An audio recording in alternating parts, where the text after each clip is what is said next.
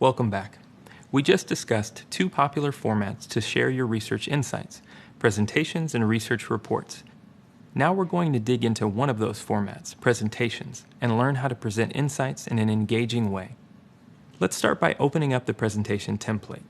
On the first slide, I'm going to update the title, date, and team. I'll title the presentation Dog Walking App Usability Study. The title can be simple and straightforward. I'll also add the date of the presentation. In this case, it's December 2020, and I'll fill in the names of all of my team members who worked on the usability study with me. Now I'll move to the next slide, which is the table of contents. This is an easy one. This slide already has the right names for sections of the presentation, so there's no need for me to make any updates. Up next, we've made it to the study details section. Notice that each section in the presentation has a title slide like this that has a different color background, limited text, and large font. I'm going to open up my research plan so I can refer back to it as I fill out the details in this section.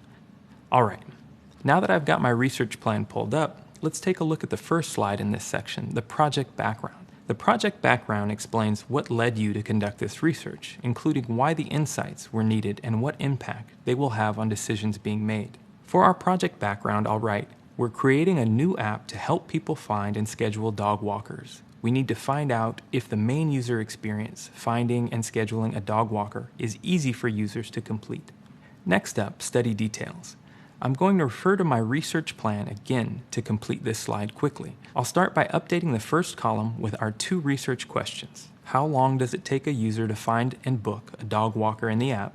And what can we learn from the user flow or the steps that users take to book a dog walker? We only have two research questions, so I'm going to delete the optional headers. Next, I'll update the second column with the number of participants and a short overview of their characteristics. I'll put 5 participants and list their characteristics as 2 males, 2 females, and 1 non-binary individual between the ages of 20 to 60. Now I'll find the third column with the methodology. I'll list each participant's session as 10 minutes in length. For location, I'll write United States. Remote, because each participant went through the usability study in their own home. The format is an unmoderated usability study. Finally, I'll provide a high-level overview of the procedure. I'll type, users were asked to perform tasks in a low-fidelity prototype. Okay, on to the prototype or design mock. On this slide, we need to add a screenshot of the product or feature that we asked participants to provide feedback about. So I'm going to add a screenshot of our dog walking app prototype. Alright, we've made it to the themes section. This is where we share some of the themes from the synthesis of our data. Each theme has its own slide. The theme is listed at the top as the header, and evidence to support the theme is provided in bullets below. I'm going to put our first theme as the header, which is, most participants want to book a dog walker on a regular basis. Next, I'll add some data as supporting evidence. For the first bullet, I'll type, 4 of the 5 participants want to be able to book a dog walker repeatedly. For the second bullet, I'll add, not all participants who wanted to book a dog walker on a regular basis expressed the same level of frustration. For this particular theme, I don't have a third point to add as evidence, so I'll delete one bullet. I can also remove the placeholder text in the first line. Then I'll add a quote from a participant that supports the theme. A quote helps bring the theme to life in the words of someone who's experiencing the product firsthand. I had taken notes about an important quote from participant A who said, I also would have liked a way to book a dog walker every Saturday morning. It seems like you can only book one appointment at a time for this. That's kind of annoying too. This quote shows that participant A would book a dog walker regularly if given the opportunity. Finally, I'll add a screenshot of the low-fidelity prototype that highlights the issues participants had with this task. In the real world, you would add more than one theme. This slide shows how we could add theme number 2. For our example, I'll skip this, but hopefully you have a good feeling for how to fill this in. Okay, we've made it to the third section, which is a summary of our insights and recommendations. Let's fill out the first slide in this section, Research Insights. It's helpful to prioritize your research insights from the most urgent to the least urgent. You'll likely do this prioritization with project stakeholders like a fellow designer, the product manager, or an engineering lead. There are a few insights that should be considered a priority 0 or P0, which means they must be fixed for your product to work. For example, Were there any parts of the design that prevented the user from completing the main user flow? Imagine if users weren't able to book a dog walker in our dog walking app. That's definitely something we'd want to fix and would be considered a P0 issue. Or were there parts of your design where users felt tricked? This might indicate a deceptive pattern. Think about the participants in our dog walking app usability study who were frustrated or surprised that there wasn't a confirmation page before they were charged. Not including a confirmation page might seem like a sneaky way to take money from users, which is not our intent and is something we want to avoid. Finally, were there any parts of your design that were inequitable or inaccessible? Users of all abilities, identities, and experiences need to be able to successfully move through your product's design. These are P0s to address too. After you identify your P0 insights, you'll likely have a lot of insights left to take action on. These insights can be categorized into buckets based on their priority.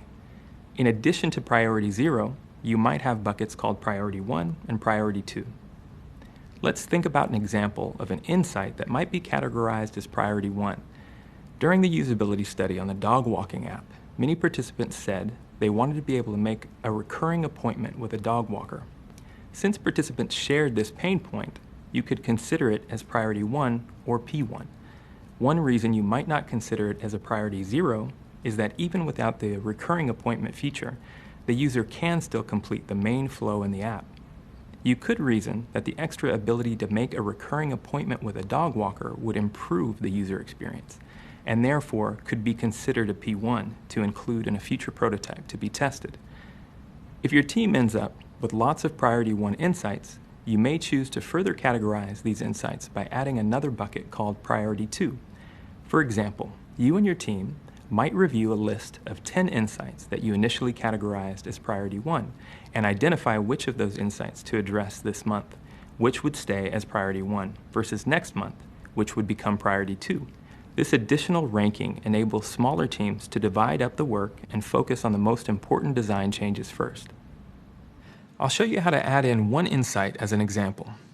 Inside the circle, I'll type, unable to make recurring booking. For the brief description, I'll add, in general, users want to book a dog walker on a scheduled basis instead of making a one-time reservation. When you create your presentation, you should fill out all of the circles here with each of your insights.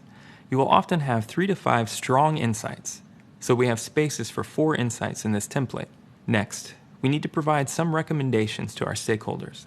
Recommendations are actions we think the stakeholders should take based on our study. For now, I'll just write one recommendation, but normally, you would have at least 3. Based on the insight we shared in the last slide, my recommendation would be, make it possible to book a dog walker on a recurring basis. And that's a wrap. It's always nice to end with a thank you slide. It's also common to include an appendix after the end of the presentation. This is where you can add slides with extra data on topics your audience might have more detailed questions on. For example, a detailed list of participants and their characteristics. However, you would not show these slides or talk about them as part of your presentation. Wow, just like that, you have a presentation that showcases all of the hard work you put into a research study. It feels pretty good to see your insights come to life in a concrete way, doesn't it? One more thing. Remember that you can share this same information in a document format instead of a presentation. If you want to create a research report, the template document has the same sections and headers that we just walked through. So you can fill in the same information in the same way, just in a different format.